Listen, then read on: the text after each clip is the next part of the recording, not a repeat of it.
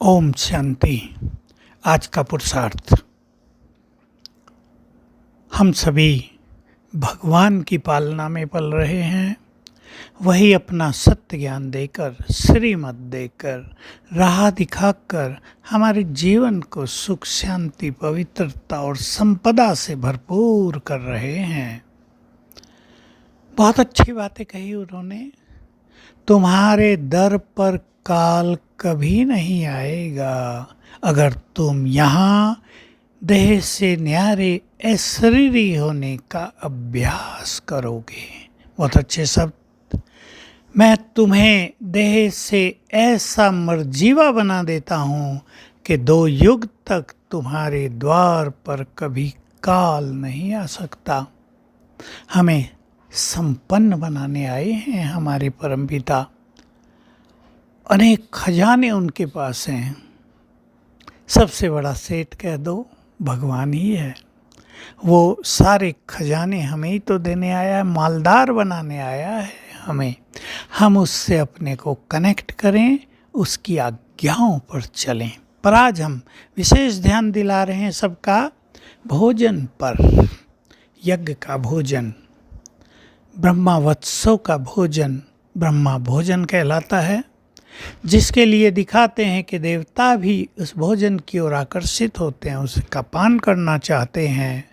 उसके पान करने से ही वो मनुष्य देवता बने थे, इसलिए बहुत महत्व है उसका। भगवान ने हमें कहा, जब तुम्हें योग युक्त भोजन मिलने लगेगा, तुम्हारी सेवाएं बहुत वृद्धि को प्राप्त करेंगी, क्योंकि पवित्र ब्रह्मा भोजन को खाने से सबके हृदय शुद्ध होने लगेंगे। आकर्षण हो जाएगा तुम्हारी सेवा के स्थानों पर। तो हम सभी का परम कर्तव्य है कि हम भोजन बनाते हुए बहुत अच्छा योग युक्त होकर बनाने का अभ्यास करें। जो ब्रह्मावत्स हैं उन्होंने सुना होगा, जगदम्बा सरस्वती जब थी, भोग के दिन, गुरुवार के दिन खुद किचन में जाकर भोग बनाया करती थी, क्योंकि वो तो सबसे बड़ी योगिनी थी। हमारा भोजन, हमारा पानी, हमारी सब्जियां, अन्न हमारे वाइब्रेशंस को तत्काल ग्रहण कर लेता है। प्रकृति में ये बहुत बड़ी शक्ति है, वो हमारे वाइब्रेशंस को तुरंत ग्रहण करती है। हम इसका फ़ायदा उठाएं। इसलिए जब भोजन बनाएं, कई तरीके हम अपना सकते हैं। सर्वशक्तिवान से कनेक्शन जोड़ दें, फील करें उनकी वाइब्रेशंस हमें आ रहे हैं।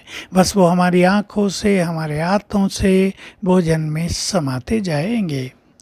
कभी हम शिव बाबा का, ब्रह्मा बाबा का आह्वान कर लें, आ जाओ हमारे किचन में, दृष्टि दो इस भोजन को। कभी हम अशरीरी होकर भोजन बनाने की प्रैक्टिस करें, अच्छे विचारों में, क्योंकि भोजन पर बहुत ज़्यादा प्रभाव पड़ता है हमारे प्यार और हमारी खुशी का। प्रेम और खुशी के वाइब्रेशंस को अन्न तुरंत ग्रहण कर लेता है। आप सब जानते हैं, सुना है, खुशी जैसी खुराक नहीं। तो अगर खुशी में प्रेम से योग युक्त होकर हम भोजन बनाएं, तो हमारा भोजन ही बहुत बड़ी औषधि के रूप में परिवर्तित हो जाएगा। जो भी उस भोजन का पान करेगा वो अनेक रोगों से मुक्त होगा, उसके विचार बदलेंगे। तो हम बहुत ध्यान दें अपने घर में जब भोजन बन रहा है। समझ लें भगवान को भोग लगाने के लिए हम भोजन बना रहे हैं। कुछ भी संकल्प न करें कि मेरे पति को ये अच्छा लगता है, बच्चों को ये अच्छा लगता है, नहीं तो भोजन झूठा माना जाएगा।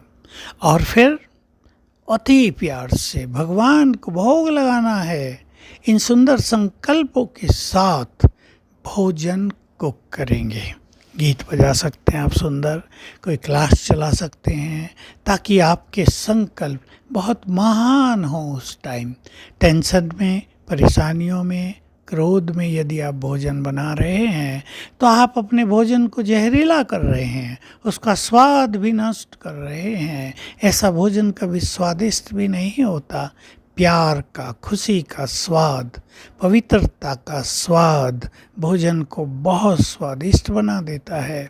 इसलिए अपने अपने घरों में ऐसा ब्रह्मा भोजन बनाएं, सेंटर निवासी भी ऐसा भोजन बनाएं, जिनका योग अच्छा है वो भोजन बनाएं, जिनकी प्योरिटी बहुत अच्छी है, जिनका चित्त निर्मल है, जिनके चित्त में प्रेम और खुशी का संचार रहता है, वे भोजन बनाएं। तो ये ब्रह्मा भोजन अमृत तुल्य हो जाएगा। ओम शांति।